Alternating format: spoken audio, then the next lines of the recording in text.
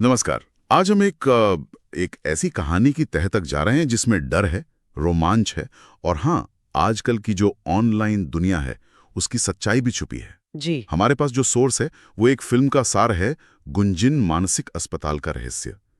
ये कहानी एक बदनाम वीरान पड़े अस्पताल की है। हाँ, मतलब कुख्यात कह सकते हैं। बिल्कुल। और कहा जाता है कि सालों पहले इस अस्पताल के डायरेक्टर ने सारे मरीजों को मार डाला था। और फिर खुद भी गायब हो गया। यही कहानी है ना? हाँ, यही कहानी है। तब से वो जगह मतलब भुतहा मानी जाती है। हाँ। लेकिन कहानी में ट्विस्ट तब आता है जब दो लड़के, वो भी लाइव स्ट्रीम करते हुए, इस अस्पताल में घुस जाते हैं। अच्छा। और उनकी जिद थी कि वो उस रहस्यमयी कमरा 402 में जाकर रहेंगे, जिसे कहते हैं कभी खोला ही नहीं गया था। ओहो, कमरा 402। हाँ, उसका जिक्र आता है। और फिर उनका लाइव स्ट्रीम अचानक बंद। बंद मतलब कैसे? बस दरवाजा खुलता है, घंटी की आवाज आती है, कैमरा गिरता है, कोई धुंधली सी आकृति दिखती है और वो दोनों लड़के गायब। अरे बाप रे, ये तो इंटरनेट पे सनसनी बन गया होगा फिर। हाँ बिल्कुल। और इसी घटना से इंस्पायर होकर एक मशहूर यूट्यूबर है, हाजून, उसका चैनल है हॉरर टाइम्स। अच्छा, यूट्यूब वाला मामला। हाँ, तो उसने सोचा कि इस मौके को भुनाया जाए, व्यूज के लिए।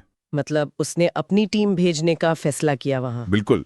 उसका प्लान था कि अपनी टीम के साथ इस अस्पताल में रात गुजारेगा, सब कुछ लाइव स्ट्रीम करेगा, लाखों व्यूज मिलेंगे। हम्म। तो आज हम इसी कहानी का विश्लेषण करेंगे, देखेंगे कि हाजून और उसकी टीम के साथ क्या हुआ और इस कहानी के पीछे छुपे मतलब क्या हो सकते हैं। जी, मतलब सिर्फ घटनाएं नहीं, उनके मायने भी समझना जरूरी है। सही कहा। तो शुरू कहाँ से होता है?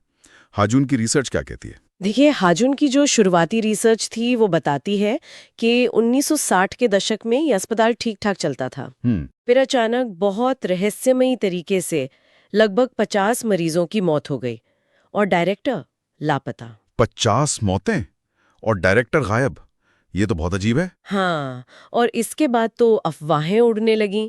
कोई कहता था मरीजों पर अवैध प्रयोग होते थे, कोई कहता था जापानी सेना यहाँ कैदियों पर अत्याचार करती थी। मतलब इतिहास काफी धुंधला और डरावना है उसका। और इसी डरावने माहौल में हाजून अपनी टीम को भेज देता है। हाँ, टीम में 7 लोग थे, 4 लड़कियां, 3 लड़के। अच्छा। और उनमें से एक लड़की शार्लेट, उसे साइकिक बताया गया था।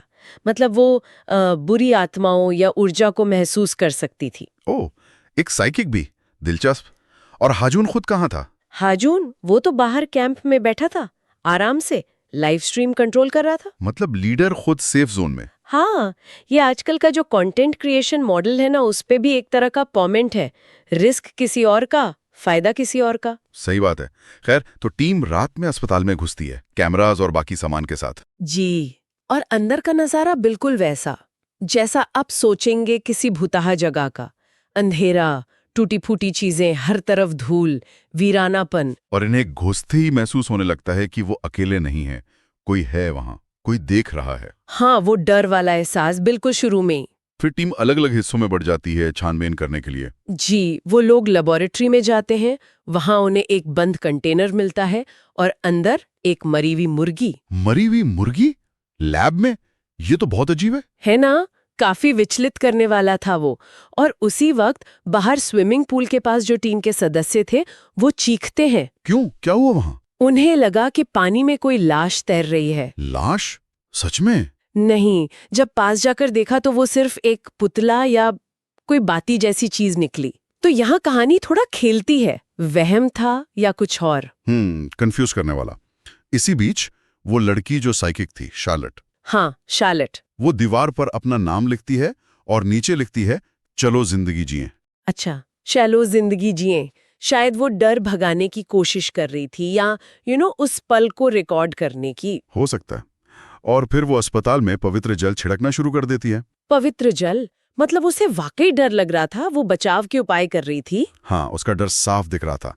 और तभी एक टीम मेंबर का कैमरा कनेक्शन कट जाता है अचानक से। कनेक्शन कट गया? हाँ, और ठीक उसी पल उसके पीछे डायरेक्टर का जो बदनाम कमरा था, वो अपने आप खुल जाता है। ओहो, ये तो फिल्मी सीन हो गया और बिल्कुल। बाहर कौन बैठा है? हाजून। वो क्या देख रहा है? व्यूज। सिर्फ व्यूज। तो वो फौरन उसे निर्देश देता है, अंदर जाओ। अरे, मतलब लालच डर पर हावी होने लगा। हाँ। वो लड़का अंदर जाता है। वहां उसे मरीजों और डायरेक्टर की एक पुरानी तस्वीर मिलती है। अच्छा, तस्वीर। हाँ, और कुछ कागजात भी, जिनसे लगता है कि मरीजों की मौत के बाद सेना ने इस जगह को बंद करवा दिया था, शायद कुछ छुपाने के लिए। ये मिलिट्री वाला एंगल भी है। हाजून और टीम एक रस्म करने का फैसला करते हैं। रस्म? कैसी रस्म? भूत बुलाने की रस्म। मतलब ये साफ तौर पर दर्शकों के लिए रचा गया ड्रामा लग रहा था। अच्छा, व्यूज बढ़ाने के लिए। बिल्कुल। डायरेक्टर के कमरे को घंटियों से, मोमबत्तियों से सजाया गया, माहौल बनाने के लिए। समझ गया। रस्म शुरू होती है और अचानक मोमबत्तियां बुझ जाती हैं, घंटियां जोर जोर से बजने लगती हैं। ओहो। टीम बुरी तरह डर जाती है, चीखते चिल्लाते भागते हैं सब। दर्शकों के लिए तो ये परफेक्ट हॉरर मोमेंट था। लेकिन यहाँ कुछ और था। हाँ, यहाँ कहानी में एक बड़ा मोड़ आता है। पता चलता है कि ये सब हाजून के 2 दोस्तों का किया हुआ प्रैंक था। क्या प्रैंक? हाँ, वो छुपकर ये सब कर रहे थे और हाजून बाहर कैंप में बैठकर हंस रहा है। व्यूज लाखों में पहुंच गए हैं, डोनेशन आ रहे हैं। अरे यार, मतलब ये सब नकली था। उस वक्त तक हाँ, ये सीन ऑनलाइन कंटेंट की जो दुनिया है ना, उसकी सच्चाई दिखाता है। कैसे डर को बेचा जाता है, सनसनी फैलाई जाती है। लेकिन हाजून का लालच यही नहीं रुकता। नहीं, वो और बढ़ जाता है। वो शार्लेट पर, साइकिक लड़की पर दबाव डालता है कि वो भूत देखने का नाटक करे। नाटक करें? हाँ, कि रस्म जारी रखो, भूत से संपर्क करो ताकि व्यूज और बढ़े। वो कहता है व्यूज पाने के लिए भूत से संपर्क करो। ये तो बहुत ही खराब बात है। बिल्कुल। और जैसे ही वो ये कहता है, उसके अपने टेंट की लाइटें अजीब तरह से टिमटिमाने लगती हैं। अच्छा, ये पहला संकेत? शायद, पर वो इसे जनरेटर की खराबी समझकर नजरअंदाज कर देता है। गलती कर दी। हाँ, उधर अंदर टीम लैब में वापस जाती है और वहां एक और अजीब चीज होती है। क्या? वो जो मरी हुई मुर्गी वाला कंटेनर था ना, उसके पास अब एक गुड़िया रखी मिलती है जो पहले वहां नहीं थी। गुड़िया? अचानक से? हाँ, ये देखकर जेनान और शार्लेट, जो प्रैंक में शामिल नहीं थे, वो सच में डर जाते हैं। उन्हें लगा होगा कि ये प्रैंक का हिस्सा नहीं है। बिल्कुल। और एक सदस्य बताता है कि ये गुड़िया बिल्कुल वैसी ही दिखती है जैसी डायरेक्टर के कमरे वाली तस्वीर में एक मरीज के हाथ में थी। ओहो, ये तो कनेक्शन बन गया, डरावना। हाँ, एक लड़का है, शायद मजाक में या बहादुरी दिखाने के लिए वो गुड़िया उठाने की कोशिश करता है। नहीं। लेकिन शार्लेट उसे सख्ती से रोक देती है। अब उसके चेहरे पर असली खौफ है। उसे पक्का यकीन हो गया कि यहाँ कुछ बहुत गड़बड़ है। वो बाहर निकलना चाहती है। उसका डर अब सिर्फ एहसास नहीं रहा। नहीं, अब सबूत मिलने लगे थे। इसके बाद टीम फिर बढ़ जाती है। 4 लोग ऊपर जाते हैं, कमरा 402 की तरफ। हाँ, जो मेन टारगेट था। और बाकी 4 एक थेरेपी रूम की तलाशी लेते हैं। और थेरेपी रूम का माहौल भी बड़ा अजीब था।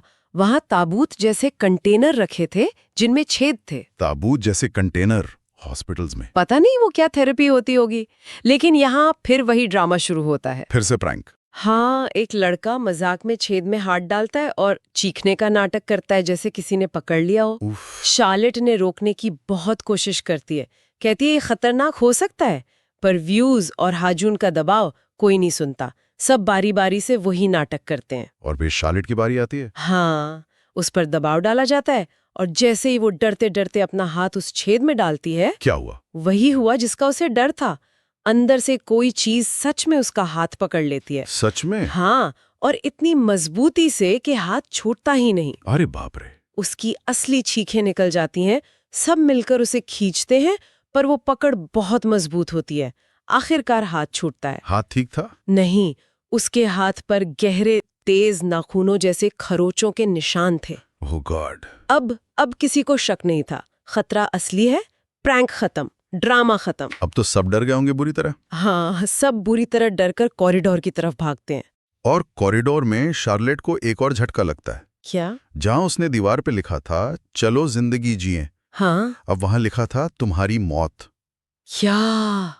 ये तो सीधा संदेश था। हाँ, अब जयहून और शार्लेट तय कर लेते हैं, भाई हमें पैसे नहीं चाहिए, जिंदा बाहर निकलना है, मिशन छोड़ो। बिल्कुल सही फैसला। शार्लेट रोते हुए अपने कैमरे पे एक मैसेज भी रिकॉर्ड करती है। कहती है कि ये शायद उसका आखिरी व्लॉग है। उसे लग रहा है वो यहाँ से जिंदा नहीं निकलेगी। ओह, वो पल बहुत बहुत असली लगा होगा, जब ऑनलाइन शोहरत का नशा मौत के डर के आगे फीका पड़ जाए। हाँ, उधर बाहर हाजून को जब पता चलता है कि वो भाग रहे हैं, तो वो क्या करता है? क्या? वो अपने 2 प्रैंकस्टर्स दोस्तों को भेजता है उन्हें रोकने, ज्यादा पैसों का लालच देके। मतलब अब भी उसे व्यूज और शो की पड़ी है। हाँ, लेकिन इससे पहले कि वो दोस्त उन्हें रोक पाते, जयहून और शार्लेट अस्पताल से बाहर भाग निकलते हैं। चलो बच गए। नहीं, उनकी मुश्किलें खत्म नहीं होती। बाहर घनी झाड़ियां हैं, अंधेरा है, वो रास्ता भटक जाते हैं, जैसे अस्पताल उन्हें जाने ही नहीं दे रहा। ओह। और उन 2 लड़कों का क्या हुआ जो प्रैंक करे थे? हाँ, अब उनके साथ असली खौफनाक चीजें शुरू होती हैं। अच्छा, स्टोर रूम में व्हीलचेयर अपने आप चलने लगती है। Classic horror scene. फिर कोई अदृश्य ताकत उन पर हमला करती है और ये हमला कैमरे में रिकॉर्ड भी होता है। हाँ, मतलब कैमरा हिलता है, गिरने की आवाजें आती हैं। रिकॉर्ड हो गया। हाँ। फिर कोई चीज हवा में उड़ती हुई आती है और एक लड़के के सर पर लगती है। वो बेहोश। अरे। दूसरा लड़का भागने की कोशिश करता है तो कमरे का दरवाजा जोर से उसके मुंह पर बंद हो जाता है। वो फंस गया। तो शायद उनके मजाक ने ही असली शक्तियों को नाराज कर दिया था, या वो बस मौके का इंतजार कर रही थी। कह नहीं सकते। उधर बाहर शार्लेट और जेहून, उन्हें वही मरी हुई मुर्गी की गंध आने लगती है जो लैब में थी। मतलब वो चीजें पीछा कर रही हैं। हाँ, शार्लेट पूरी तरह टूट चुकी है। वो पीछे मुड़कर जेहून को देखती है और फिर अचानक उसकी आंखों के सामने अंधेरा छा जाता है। क्या मतलब? बस अंधेरा। वो चीखते हुए पास के टेंट में भागती है। और टेंट के अंदर से जब वो बाहर देखती है तो उसे जेहून एक कोने में खड़ा दिखता है। टॉर्च की रोशनी में वो उसी गुड़िया को घूर रहा है जो अब उसके पैरों के पास पड़ी है। वही गुड़िया। हाँ, ये नजारा बहुत डरावना है। और तभी शार्लेट की चीख और तेज हो जाती है क्योंकि उसकी आंखों के सामने एक अमानवीय आकृति आती है। भूत। हाँ, कह सकते हैं। वो पलक झपकते ही उसे पकड़कर अंधेरे में खींच लेती है और फिर खामोशी। शार्लेट भी गई। हे भगवान। हाँ, इस बीच ऊपर अस्पताल में वो बेहोश लड़का होश में आता है। अच्छा, प्रैंक वाला। हाँ, वो देखता है कि उसके बाकी 3 साथी अभी भी कमरा 402 का दरवाजा खुलने में लगे हैं। अब भी इतना सब होने के बाद? हाँ, जुनून सवार था। वो उन्हें चेतावनी देता है, चिल्लाता है, रुको, यहाँ सच में भूत है, खतरा असली है। पर वो नहीं सुनते होंगे। नहीं सुनते।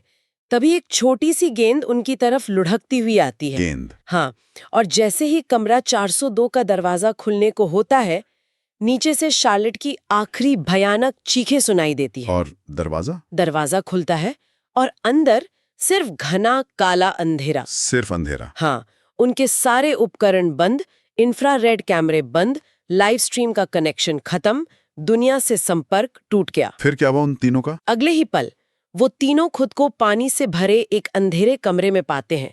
शायद वही स्विमिंग पूल या कोई तहखाना। पानी में? हाँ, और उनके चारों तरफ अनगिनत विकृत चेहरे वाली आत्माएं तैर रही हैं। वो नहीं? इससे पहले कि वो कुछ समझ पाते, वो आत्माएं एक एक करके उन पर झपट पड़ती हैं।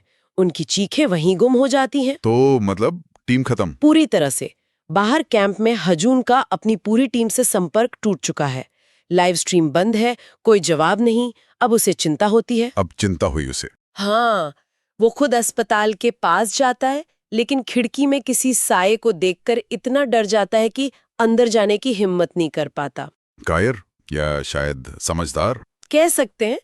वो एक ड्रोन पर कैमरा लगाकर अंदर भेजता है। ड्रोन से? हाँ, ड्रोन फुटेज में उसे कुछ अजीब आकृतियां दिखती हैं और फिर डायरेक्टर की आत्मा जैसी कोई चीज हवा में तैरती हुई सीधे ड्रोन के कैमरे की तरफ बढ़ती है और सीन कट। हमें नहीं पता हजून का क्या हुआ। नहीं, उसका अंत खुला छोड़ दिया है। और वो व्हीलचेयर? हाँ, एक और सीन में दिखाते हैं कि वही व्हीलचेयर अब कमरा 402 के पास पहुंच गई है और उस अकेले बचे लड़के पर हमला कर देती है। तो वो भी गया? हाँ, और बाहर इंटरनेट पर लाइव स्ट्रीम थोड़ी देर बाद फिर चालू होता है, लेकिन कुछ साफ नहीं दिखता। दर्शक अब बोर हो चुके हैं। वो कमेंट करते हैं फेक है, ड्रामा है, स्क्रिप्टेड है, और चले जाते हैं। मतलब हजून का बड़ा शो फ्लॉप? बुरी तरह फ्लॉप। ये ऑनलाइन दर्शकों की मानसिकता पर भी एक कमेंट है। वो रोमांच चाहते हैं, पर जब चीजें बहुत ज्यादा असली या कंफ्यूजिंग हो जाती हैं, तो यकीन करने के बजाय उसे खारिज कर देते हैं। और फिल्म का अंत? फिल्म के बिल्कुल आखिर में पोस्ट क्रेडिट सीन में एक शॉट है। वो पवित्र जल की बोतल जो शार्लेट ने अस्पताल में रखी थी, हाँ, वो अब उबल रही है। उबल रही है? पवित्र जल? हाँ, जैसे वो आखिरी सबूत हो कि अस्पताल में जो कुछ भी हुआ वो असली था। बड़े ही लाइव स्ट्रीम फेल हो गई, दर्शक फेक समझें, पर अलौकिक शक्तियां असली थीं। और उनका प्रभाव विनाशकारी था। तो ये थी गुंजन अस्पताल की कहानी। ये सिर्फ एक हॉरर कहानी नहीं है ना? नहीं, बिल्कुल नहीं। ये कई सवाल खड़े करती हैं। क्या हाजून और इसकी टीम ने सिर्फ एक भूता जगह को छेड़ा था, या उन्होंने अपनी हरकतों से, अपने लालच और नकलीपन से किसी सोई हुई बुराई को जगा दिया? ये सोचने वाली बात है। और ये जो ऑनलाइन प्रसिद्धि है, व्यूज, लाइक्स की जो कभी न खत्म होने वाली दौड़ है, क्या ये हमें इतना अंधा कर देती है कि हम असली और नकली, मजाक और खतरे के बीच का फर्क ही भूल जाते हैं? बिल्कुल। कहानी में प्रैंक से शुरुआत हुई, व्यूज के लिए नाटक हुआ और अंत असली त्रासदी में हुआ। ये भी सोचने वाली बात है कि जब मनोरंजन के नाम पर हम हदें पार करते हैं, खासकर उन जगहों पर जहां दर्द और मौत का इतिहास जुड़ा हो, तो क्या हम अनजाने में ही सही किसी अनदेखी शक्ति को चुनौती दे बैठते हैं? हाँ, क्या वर्चुअल दुनिया का रोमांस कभी-कभी वास्तविक दुनिया में बहुत भारी पड़ सकता है? बिल्कुल। कहानी का अंत दर्शकों पर छोड़ता है कि वो क्या माने।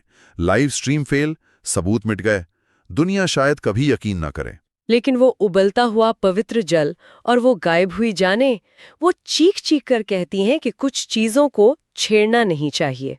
यहां एक और विचार आता है मेरे मन में। क्या होता अगर हाजून की लाइव स्ट्रीम सफल हो जाती? क्या दुनिया उस खौफ को देखकर भी उसे सिर्फ मनोरंजन ही मानती? ये बहुत गहरा सवाल है। ये आज के मीडिया और हमारे समाज के बारे में बहुत कुछ कहता है। इस पर बाकी सोचने के लिए काफी कुछ है।